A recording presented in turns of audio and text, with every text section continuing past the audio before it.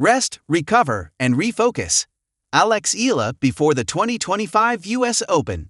The main draw of the U.S. Open starts on August 24, with the culminating finals happening on September 6 and 7. The U.S. Open is the last Grand Slam of the calendar year.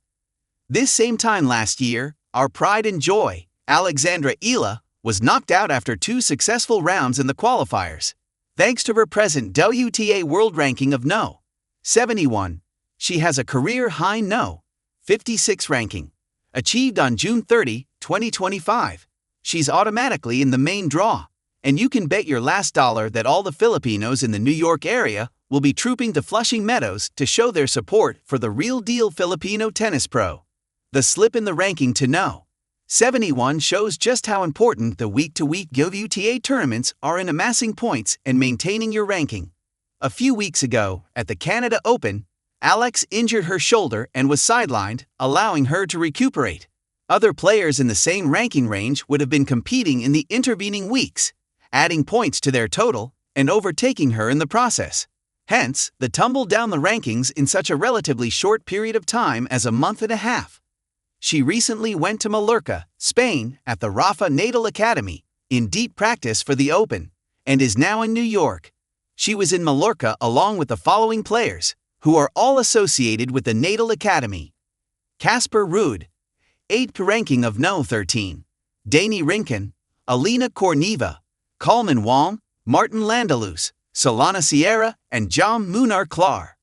On August 18, 2025, our 20-year-old Alex was officially confirmed for the U.S. Open and committed to compete in the Sao Paulo Open that kicks off September 8.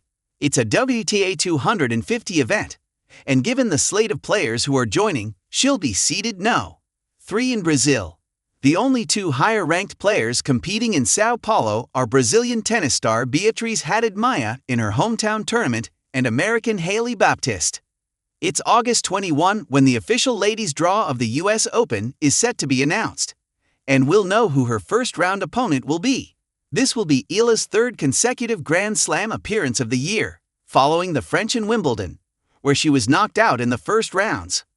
Along with the year-starting Aussie Open, the U.S. Open is played on the hard court, often cited as Alex's favorite surface.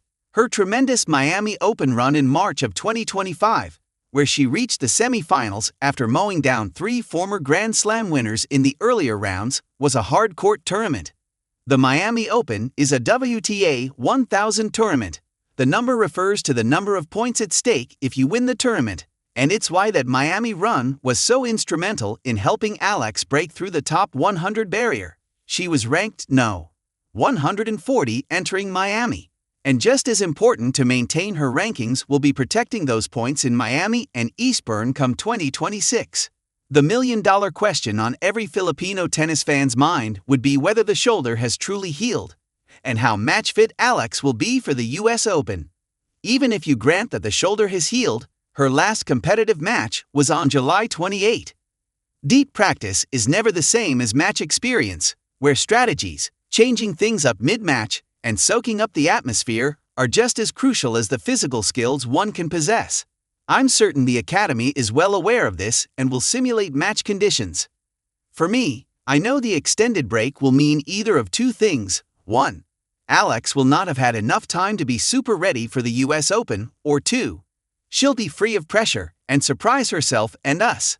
Of course, I'm hoping it will be scenario No. 2, and Alex enjoys a deep run in the US Open.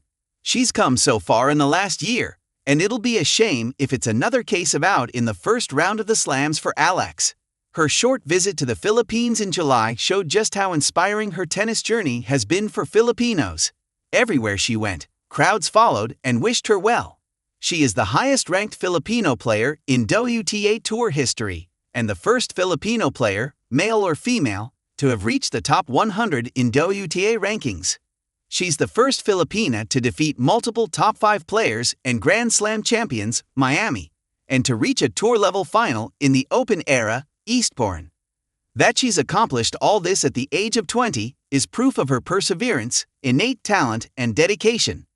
While some pundits will comment that other young players have accomplished more at that age and have chalked up actual tournament wins, I'll counter with the observation that to each, his or her own path to success. Yes, some have emerged at 16 or 17, like Serena Williams, who won her first Grand Slam title at 17, while others, like Tatiana Marie, at 37 and 312 days, became the oldest woman ever to win a WTA 500 event. At the Queen's Club 2025 tournament, only her fourth career title. So who knows what's in store for Alex, and how far her star will ascend? For now, we're all watching with bated breath as the US Open commences, and we're all hoping for that first slam match win.